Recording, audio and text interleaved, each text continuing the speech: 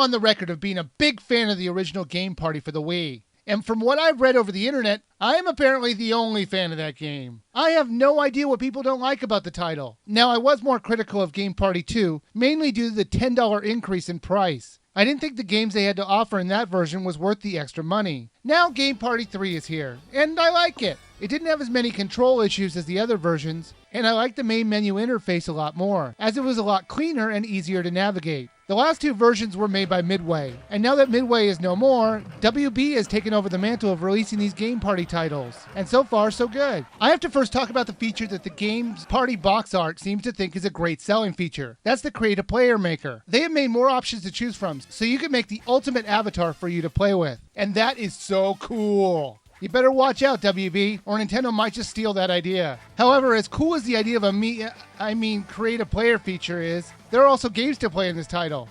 In this title, there are 19 games to choose from. They are billiards, bounce ball, bumper pool, croquet, miniature golf, racquetball, root beer tapper, smack-a-troll, beanbags, darts, hoop shot, horseshoes, lawn darts, ping cups, puck bowling, quarterback challenge, shuffleboard, skill ball, and trivia. Whew!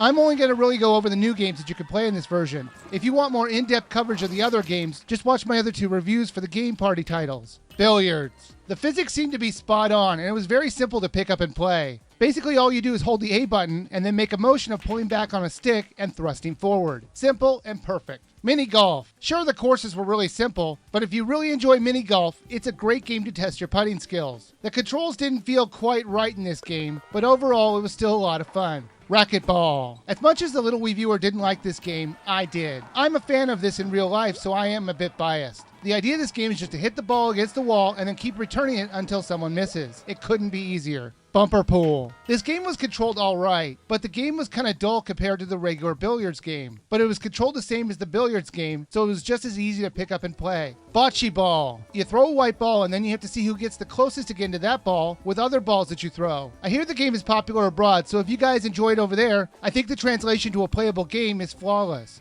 Croquet. This is the most complicated game in the whole collection, because not only does the A button come into play, but you can also use the minus button. Ooh. This game I found incredibly dull, but since I've never been a fan of croquet, that's why. But overall, it controlled fine. However, the game does seem out of place with the other games in this collection. Croquet is a bit, how do I put this? High class for the rest of these games. It would be like putting polo in the game. It just doesn't seem to fit in this party-type game style that they're trying to portray. Smack-a-troll. This game is very simple, and I'm sure you played this type of game before. Hit the trolls and get a high score. This is more of a filler game and not one that you'll come back to more than once. Root beer tapper. Speaking of a game you won't come back to more than once, this game plays more like a mini game than it does a full game. You fill up root beer mugs and throw it at the advancing patrons. The controls just sucked on this one, and out of all the new games, this one was the worst. You fill up the mugs and make a thrusty motion to throw the mugs, but annoyingly it would often not read my thrusty motions correctly.